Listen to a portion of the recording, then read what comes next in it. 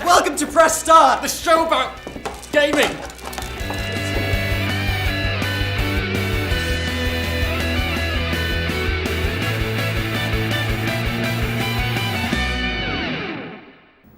Rezzed is the PC and indie games show. It's run by the same people as the Eurogamer Expo, and the venue changes from year to year to complement the small size and specialism of the event. Last year it took place in Brighton. This year it took place in the NIA in Birmingham, which was perfect for me. As you'd expect, there was a wide range of indie games and developers on the show floor. Flambeer was there with Luftrausers, a multi-platform aviation badass simulator. Violently fun top-down shooter Hotline Miami 2 was playable on the show floor, as was Trials Fusion, Wildstar, Surgeon Simulator, on an Oculus Rift, Shadow Warrior, Beat Buddy, and a PS Move-based game called Quick Draw, which had players either fake shooting one another or grabbing their butts. Also on the floor were a few games from large developers such as PlanetSide 2, Company of Heroes, also 2, Ghost Recon Online, and Splinter Cell Blacklist. Whatever. There were lots of smaller games I couldn't physically reach, a Minecraft tournament, a game development competition called Game Jam, and board games. What I really enjoyed seeing was Total War Rome 2. The level of detail and graphics are amazing, it blows me away. And Prison Architect, which is going to be like Theme Hospital, except in a prison. So, that was Rezzed. And now for Eurogamer. There were two pieces of tech at Eurogamer that I was really interested in. One was the Oculus Rift, and the other was Omni. The Oculus Rift is a virtual reality headset which has motion sensors, allowing you to move your character's view with your own head movements.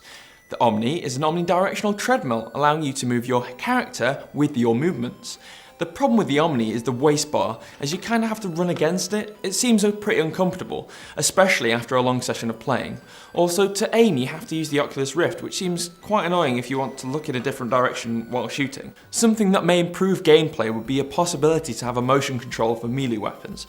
Maybe have a whole town deserted, using the Oculus Rift and a motion controller, with a special backpack allowing people to play games in a real setting, with a computer altering your perception, without a ring holding you back. So if you want to get fit, the Omni is another very expensive way for you to do so. But from what we've seen, a very enjoyable way.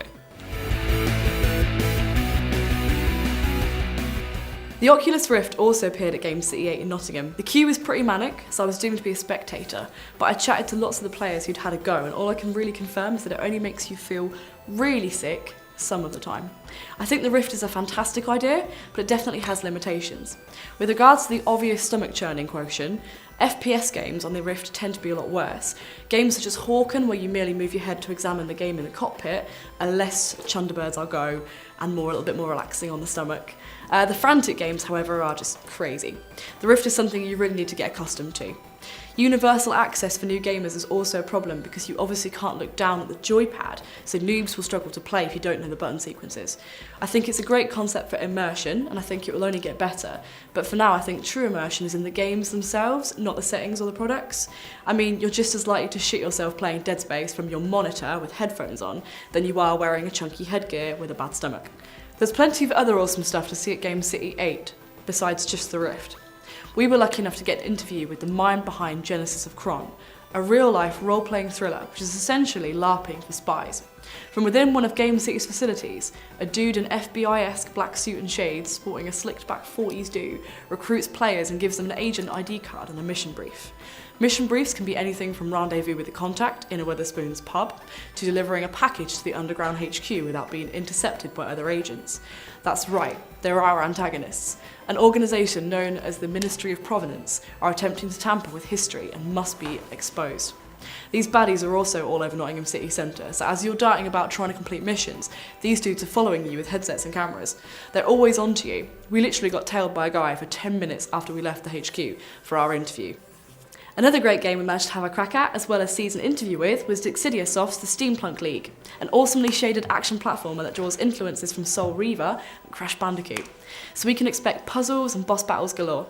Steampunk settings make for fantastic exploration games anyway, and the characters themselves are all taken from 19th century history with a gothic fantasy twist. You have the option of playing as inventor Nikola Tesla, writers H.P. Lovecraft and Edgar Allan Poe, and mathematician Ida Lovelace. You get immense abilities and steampunk-esque weapons. For example, Lovecraft wields a massive tentacle, which is insanely weird, but totally his style. To make things even more crazy, your evil antagonist is inventor Thomas Edison himself. You get to take your characters across many large cities, such as London, Paris, New York, so there's tons to explore in really cool steampunk style. The art style is mega pretty and there's plenty to keep you playing. I mean, there is obviously the kind of headache-inducing moments common to platformers, such as an endless ledge-jumping sequence that when you fall, you just want to stab the monitor in the face. But anyone wants to experience a bit of PS1 nostalgia with gameplay similar to Crash or Soul Reaver, give this a go. Steampunk League is hopefully coming soon to Steam. I'm James Langley, or Lang is a Mash online. I'm Amy Mallett, or Chaos Sapphire on Xbox. I'm Joe Richards, or Tavu in more places than I am Joe Richards.